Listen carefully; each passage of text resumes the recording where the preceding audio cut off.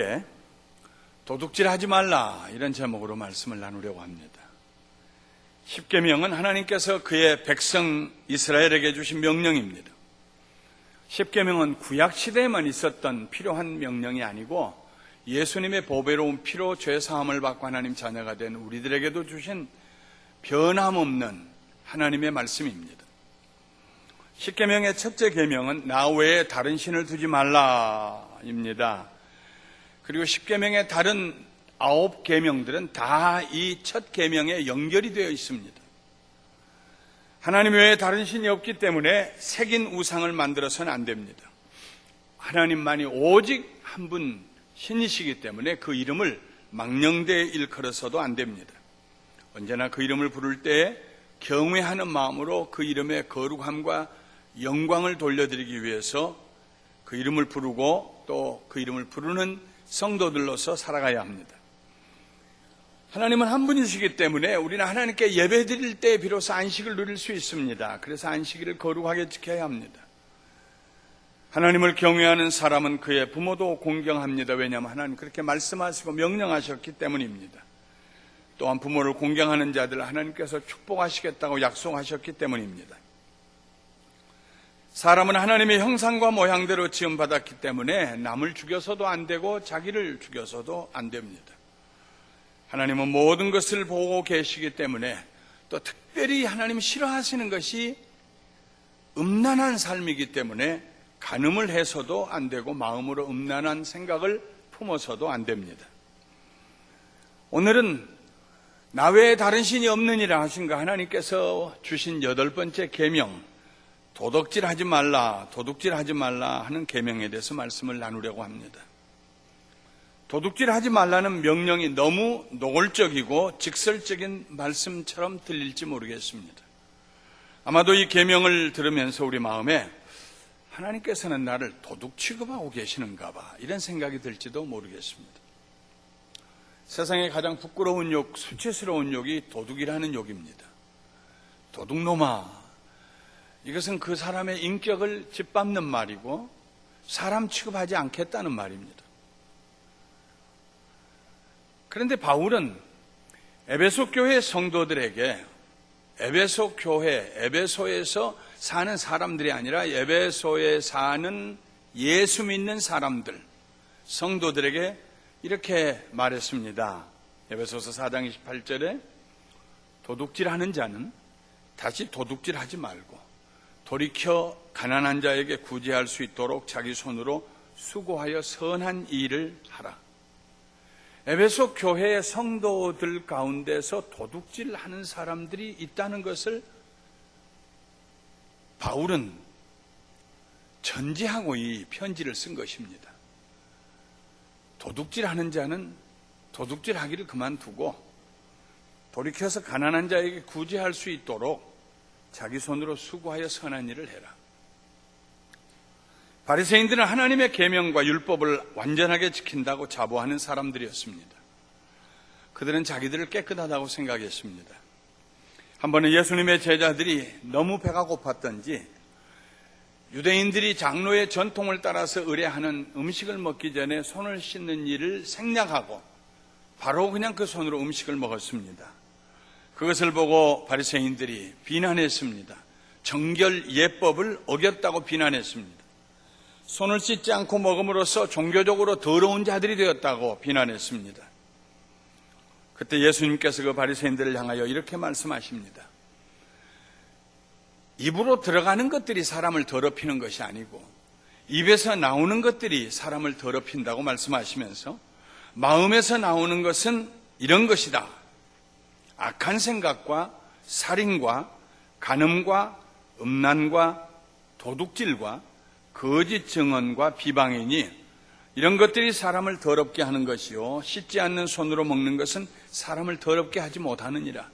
밖에서 들어가는 것 씻지 않은 손으로 먹었다 해도 그건 들어가면은 그냥 배설되기 때문에 그것이 사람을 더럽히지는 못한다. 그러나 사람 마음속에 있는 거, 그 마음속에 있는 악한 생각과 살인하고 싶은 생각과 음란하여 간음을 행하고 싶은 생각과 도둑질하고 싶은 생각과 거짓 증언으로 남을 비방하고 남을 헐뜯고 싶은 생각, 이런 것들이 마음에 있는 것들이 밖으로 나올 때, 입술을 통하여 언어로 표현이 될 때, 행동으로 나타날 때 그것들이 사람을 더럽힌다 하고 말씀했습니다.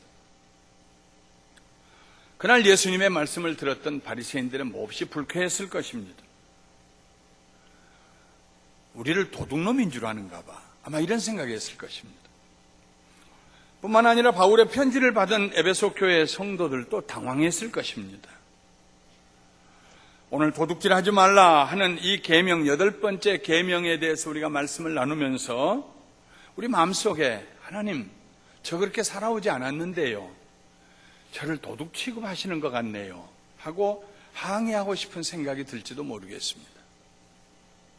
물론 하나님께서 지금 우리에게 너는 도둑이다 하고 말씀하시는 것은 아닙니다. 다만 우리 속에 숨겨진 욕망이 있다는 것입니다. 사회 규범이 없다면은, 법이 없다면은, 비난을 면할 수만 있다면은 얼마든지 남의 것을 내 것으로 만들고 싶어 하는 그런 욕망이, 잘못된 욕망이 우리 속에 있다는 것을 인정하라 하는 말씀입니다.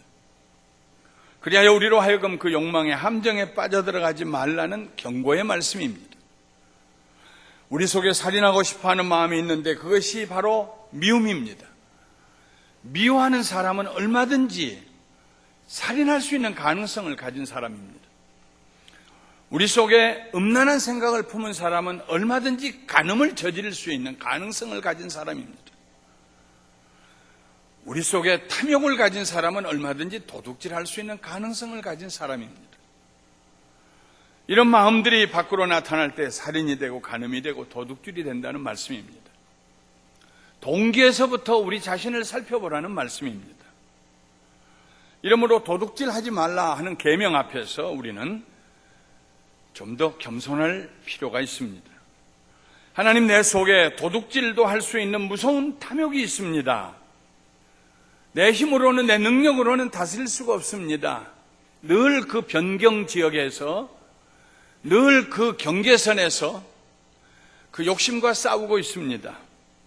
성령님 제게 오셔서 이런 탐욕을 다스릴 수 있도록, 그 생각에서 자유할 수 있도록, 정직하고 청결하고 깨끗하게 될 수 있도록 저를 도와주시옵소서 하고 겸손하게 기도할 수 있어야 한다는 말씀입니다. 나는 절대로 넘어지지 않는다는 사람은 쉽게 넘어집니다. 그러나 나도 넘어질 수 있다 생각하는 사람은 넘어지지 않습니다. 왜 하나님의 백성들이 도둑질을 하면 안 될까요? 그런 행위가 하나님을 심히 욕되게 하는 행위이기 때문입니다. 만일 우리가 도둑질을 한 후에 하나님께서 나를 축복하셨다고 말한다면 그보다도 하나님의 이름을 망령되이 일컫는 일이 없을 것입니다. 하나님께서 그와 함께 남의 것을 훔치는 일에 동참하셨다는 얘기가 될 것이니까요. 하나님께서 그런 일이 그의 백성들에게 실제로 일어나는 것을 보시고 시편 50편 16절부터 21절에 이렇게 책망하시는 장면이 나옵니다. 악인에게는 하나님이 이르시되 네가 어찌하여 내 율례를 전하며 내 언약을 내 입에 두느냐. 어찌하여 입을 열기만 하면 내 말을 하느냐. 입을 열기만 하면 성경 말씀을 얘기하느냐. 네가 교훈을 미워하고 내 말을 내 뒤로 던지며 도둑을 본즉 연합하고 간음하는 자들과 동료가 되며 내 입을 악에게 내어주고 내 혀로 거짓을 꾸미며 앉아서 내 형제를 공박하며 내 어머니의 아들을 비방하는도다. 내가 이 일을 행하여도 내가 잠잠하였더니 네가 나를 너와 같은 줄로 생각하였도다. 내가 너와 같은 줄 아느냐. 네가 그런 악한 생각을 하고 도둑질하는 것을 생각하고 간음하는 일을 생각하고 형제를 비방하고 그러면서 내 말을 하고 하나님이 나와 함께 하신다. 하나님 나를 축복하셨다. 내가 너와 같은 줄 아느냐. 내가 너를 책망하여 네 죄를 내 눈앞에 낱낱이 드러내리라 하시도다. 하나님께서는 우리의 생각을 아십니다. 시편 139편에 기록한 것처럼 우리를 감찰하시는 하나님이세요. 감찰한다는 말은 옛날 사람들이 알곡과 쭉정이를 나누는데 바람이 부는 언덕 위에 올라서서 탈곡한 곡식을 그릇에 넣어가지고 높이 들고 이렇게 부으면은 바람이 불어올 때에 쭉정이는 멀리 날아가고 알곡만 그 자리에 남습니다. 그것이 감찰입니다. 주여 내 속에 있는 걸 감찰하여 주시어서 진실한 것과 거짓된 것을 구별하여 주시옵소서 하는 것입니다. 주께서 내 생각을 알지 못하시는 것이 없습니다. 내 전후 좌우를 둘러보십니다.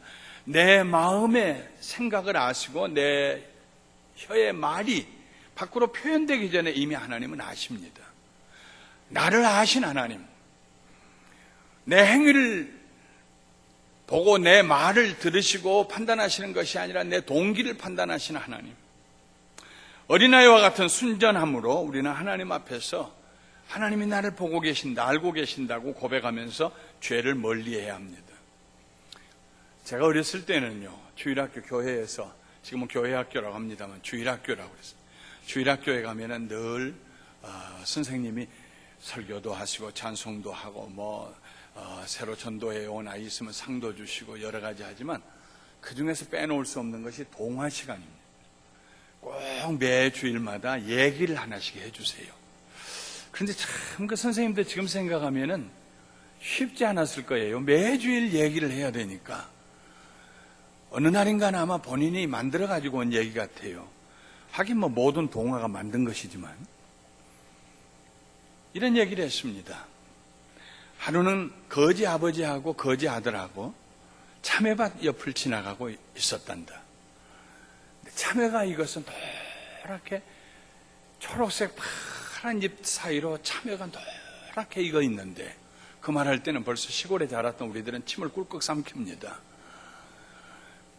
거지 아버지가 지나가면서 거지 아들을 툭 치면서 야, 가서 2개만 따와.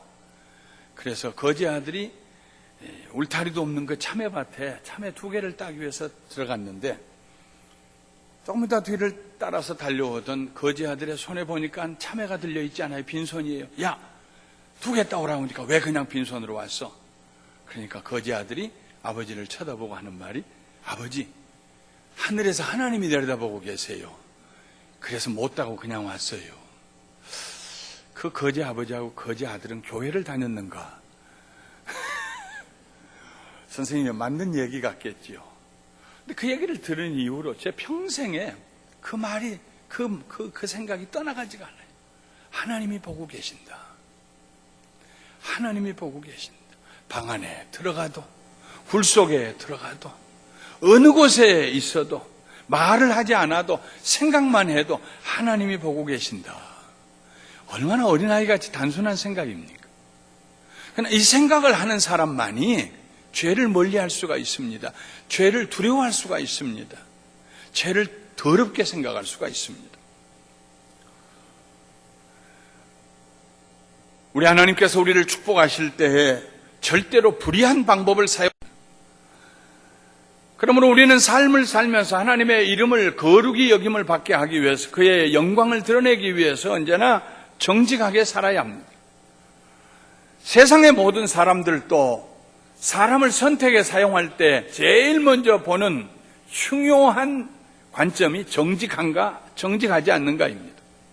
회사의 사장님이 새로운 직원들을 채용하는데 능력이 있느냐, 유능하냐 하는 것보다 더 중요한 건 정직하냐 하는 것입니다.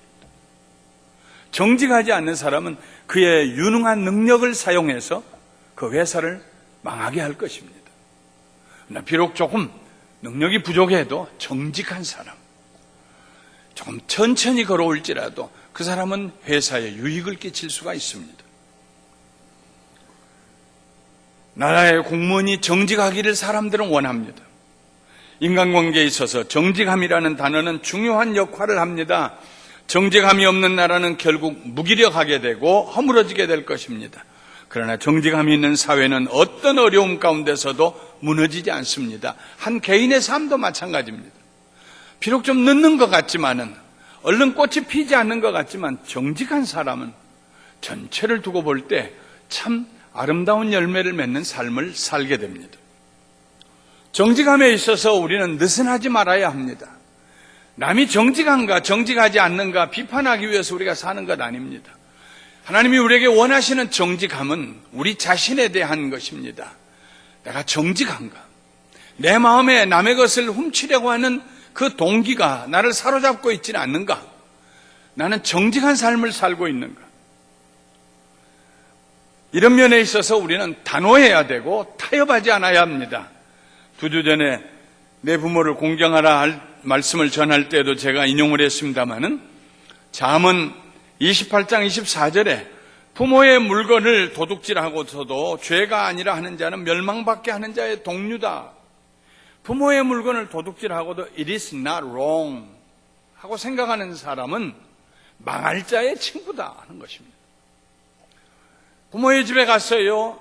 문을 열고 들어갔는데 아무도 없어요. 그래서 거기에 있는 무슨 물건을 그냥 가지고 왔어요. 얘기도 않고 그냥 사용하고 있어요. 그건 부모의 것을 도적질했다 하는 것입니다. 아주 자기 자신에 대해서 엄격할 수 있어야 합니다. 반드시 부모의 허락을 얻어야 되고, 비록 가지고 왔다고 할지라도 다시 전화를 드려서 내가 어머니 이걸 가지고 와서 잠깐 빌려왔어요. 아니다, 빌려갈 거 없다, 너 가져라. 그럴지라도 정직하게 얘기할 수 있어야 된다는 거. 모든 일에 있어서 정직함, 하나님의 사람들이 살아야 할 원칙입니다. 다윗은 그가 범죄했을 때 마지막 보루로 정직을 붙들었습니다. 그가 밧세바를 범하였습니다. 숨겼습니다. 밧세바의 남편 햇사람 우리아를 간접 살인을 해서 죽게 했습니다. 그는 정말 망한 왕입니다. 하나님 앞에서 고개를 들 수가 없는 왕이 되었습니다. 그런데 그가 하나님 앞에 기도할 때 시편 51편에 마지막에 하나 붙드는, 하나님 이것만 놓치지 않게 해주세요. 이건 내 삶의 마지막 보루입니다. 하나님 이거 하나만 주께서 내게 거둬가지 마시옵소서 했던 것이 정직함입니다. 하나님이여 내 속에 정한 마음을 창조하시고 내 안에 정직한 영을 새롭게 하시옵소서. 내가 죄를 범했다고 고백할지라도 정직하게 고백하게 하여 주시옵소서. 내 안에 정직한 영을, 내 안에 정직한 영을, 내 안에 정직한 영을 새롭게 하여 주시옵소서. 그러면 내가 다시 살 것입니다. 그러면 내가 다시 회복될 수 있을 것입니다. 정직함만 가지고는 충분하지 않습니다. 난 도둑질 해본 적이 없어요. 도둑 취급하지 마세요. 그것만 가지고는 충분하지 않습니다. 그건 당연한 것입니다. 하나님의 백성들로서 정직하고 도둑질하지 아니하고 하는 건 당연한 것입니다. 그것은 자랑할 만한 일도 아니요, 칭찬받기 위해서 하나님 기억해 주세요 하고 내놓을 만한 항목도 아닙니다. 그건 당연한 것입니다. 그리스도인은 정직함에서 그 경계선에서 돌아 나와서 세상 사람들처럼 부정직하고 남의 것을 훔치고 도둑질하는 그 자리에서 돌아 나와서 남에게 유익을 끼치기 위해서, 어떻게 하면 내가 있는 그 자리에서 나 때문에 저 사람이 축복을 받을 수 있을까, 유익을 끼치기 위해서 살아야 합니다. 그렇게 살았던 사람이 야곱입니다. 야곱은 그의 외삼촌 라반의 집에서 20년 있는 동안에 어떻게 하면 내가 외삼촌의 집에 유익을 끼칠 수 있을까, 이런 생각 가지고 살았던 사람입니다. 단순히 도둑질하지 않으리라는 결심을 가지고 산 것이 아닙니다. 단순히 내가 정직하게 살리라는 결심을 가지고 산 것이 아닙니다. 해를 끼치지 않는 것으로 만족하지 아니하고 유익을 끼치는 사람이 되겠다고 작정한 야곱은 바로 그런 사람이었습니다. 그가 그의 외삼촌 집을 우여곡절 끝에 외삼촌 몰래 떠나갈 때에 뒷쫓아온 외삼촌이 와서 야곱을 책망했습니다. 그때 야곱이 외삼촌에게 이렇게 말합니다. 내가 이 20년을 외삼촌과 함께 하였거니와 외삼촌의 암양들이나 암염소들이 낙태하지 아니하였고. 저는 이 글을 읽을 때마다 참 야곱은 특별한 사람이다. 자기 것도 아닌데, 자기 양도 아닌데, 밤낮 자기 속여먹는 외삼촌인데, 입을 열기만 하면 거짓말을 하고 입을 열기만 하면 속이고 임금을 속이고 그런 외삼촌인데, 그럼에도 불구하고 야곱의 마음속에 가지고 있는 한 가지 결심이 있어요. 내가 외삼촌 집에 암양이나 암염소나 외삼촌 집에 있는 가축이 새끼를 낳을 때에는 내가 그 밤에 잠을 안 잘지라도 그 새끼를 잘 받아서 새끼 어느 새끼 하나라도 어미에게 깔려 죽는 일이 없도록, 탯줄이 목에 걸려서 숨이 막혀 죽는 일이 없도록 내가 잘 받아주리라 결심을 했어요. 짐승이 새끼를 낳는데 무슨 정해진 시간이 있습니까? 산기가 있긴 하지만 언제 날지 모르는데 가서 잠자고 싶지 않겠어요? 그러나 그는 잠을 멀리하고 눈을 부릅뜨고 그 짐승이 새끼 날 때까지 옆에서 기다립니다. 가서 도와주어서 발을 잡고 꺼내고 목에 걸려있는 탯줄을 잘라주고 씻겨주고 어미 옆에 갖다주고, 그렇게 해서 그 밤에 그 새끼가 네 발로 일어나는 것을 보고 그리고 잠자리에 들었어요. 그리고 나서 아침이면 또 일찌감치 또 양떼들을 데리고 또 나가야 됩니다. 내가 이 20년을 외삼촌과 함께 하였거니와 외삼촌의 암양들이나 암염소들이 낙태하지 아니하였고 또 외삼촌의 양떼의 순양을 내가 먹지 아니하였으며, 새끼를 낳는데 암양이야 새끼 낳고 젖을 짜고 하니까 중요하지만 순양은 숫자가 많을 필요 없어요. 그래서 몇 마리만 남겨두고 순양 새끼는 그냥 먹어도 됐습니다.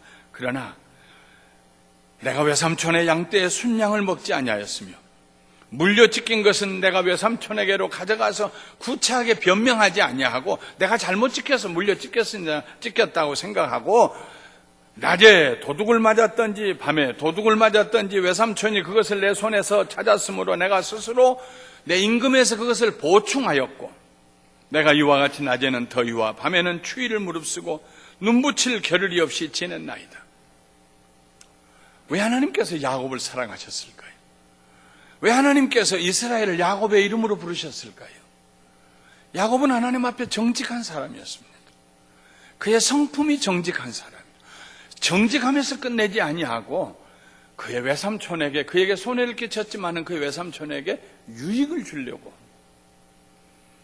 덕을 세우려고, 오리를 가자고 할 때 또 오리를 더 가서 심리를 가주는 그런 마음을 가졌던 사람입니다. 오래전에 도박에 중독이 되어서 고통을 받는 한 젊은이를 만나서 얘기하면서 이런 말을 한 적이 있습니다. 여보게 형제, 도박은 말이야 도둑질이야. 내 눈을 부릅뜨고, 목사님 그게 왜 도둑질이에요? 왜냐하면 땀 흘리지 않냐고 옆에 사람이 잃는 돈 훔쳐가려고 오려고 거기에 있기 때문에 그건 도둑질이야. 당신이 그게 도둑질이라고 생각하면, 영적으로 도둑질이라고 생각하면 당신이 도박의 중독에서 벗어날 거야.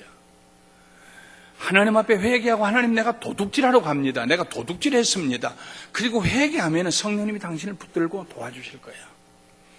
도박장으로 가고 싶은 그 습관에서 벗어날 수 있을 거야. 그건 도둑질이야.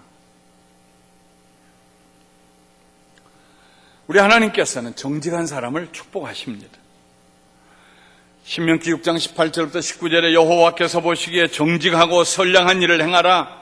그리하면 네가 복을 받고 그 땅에 들어가서 여호와께서 모든 대적을 네 앞에서 쫓아내시겠다고 네 조상들에게 맹세하신 아름다운 땅을 차지하리니 여호와의 말씀과 같으니라. 여호와께서 보시기에 정직하고 선량한 일을 행하라. 여호와께서 보시기에 정직하고 선량한 일을 행하라. 여호와께서 보시기에 정직하고 선량한 일을 행하라. 그리하면 네가 복을 받고 그 땅에 들어가서 그 땅을 차지할 터인데 여호와께서 하신 말씀과 같으리라. 잠언 15장 8절에 악인의 제사는 여호와께서 미워하셔도 정직한 자의 기도는 그가 기뻐하신다고 그랬습니다. 정직한 자의 기도는 기뻐하신다. 악인이 드린, 남의 것을 훔치고 도둑질하고 남에게 손해를 끼치고 그게 뭐 잘못했냐고 생각하는 사람이 드리는 예배는 하나님께서 아주 먹기 힘든 음식을 앞에 놓은 것처럼 하나님께서 거절하셔. 그러나 정직한 자의 기도는 하나님이 들으신다 그랬습니다. 사랑하는 성도 여러분, 말씀을 마치려고 합니다. 도둑질은 그 시초가 사탄에게서 나온 것입니다. 사탄은 도둑질하기를 좋아합니다. 도둑이 오는 것은 도둑질하고 죽이고 멸망시키려는 것뿐이요, 내가 온 것은, 예수님 말씀하시기를 내가 온 것은 양으로 생명을 얻게 하고 더 풍성히 얻게 하려는 것이니라. 우리가 세상을 살면서 도둑질하지 말라, 그 하나님의 말씀 앞에서 때로는 우리의 연약함을 내놓고 하나님 내 속에 탐심이 있습니다. 이게 좀 더 부풀어지면은 또 그럴 만한 환경이 이루어지면은 나도 도둑질할 수 있는 사람입니다. 하나님의 도우심이 내게 있을 때, 성령의 기름 부으심이 있을 때 제가 깨끗하고 정직한 삶을 살 수 있습니다. 성령님 저를 도와주세요. 저와 동행하여 주세요. 네, 평생 사는 동안 주님 손 붙잡고 정직하게 살게 하시고 정직할 뿐만 아니라 다른 사람에게 유익을 끼치는 삶을 살 수 있도록 성령님 저를 도와주시옵소서. 하나님이 저를 보고 계시고 저와 함께 하시는데 제가 하나님 안 보신 것처럼 인생 살지 않게 하여 주시옵소서. 내 꾀 때문에 내가 잘 사는 것이 아니라 하나님의 축복으로 내가 잘 사는 것입니다. 주여 내게 정직한 영을 새롭게 하여 주시옵소서. 정직한 사람은 반드시 성공할 기회를 얻게 됩니다. 사람들이 그를 신뢰하고 그에게 중요한 일을 맡기게 될 것입니다. 사람들이 그를 따르게 될 것이고 그는 마침내 지도자가 될 것이며 그의 삶이 위대한 삶이 될 것입니다. 사랑하는 성도 여러분, 다른 사람이 정직했으면 좋겠다 하는 소원보다도 하나님께서 나에게 정직하기를 원하신다는 하나님의 소원을 마음에 품으시고 정직하실 뿐만 아니라 선량한 일을 행하심으로 하나님의 복을 받으시는 여러분과 제가 되시기를 주님의 이름으로 축원합니다. 기도하십시오.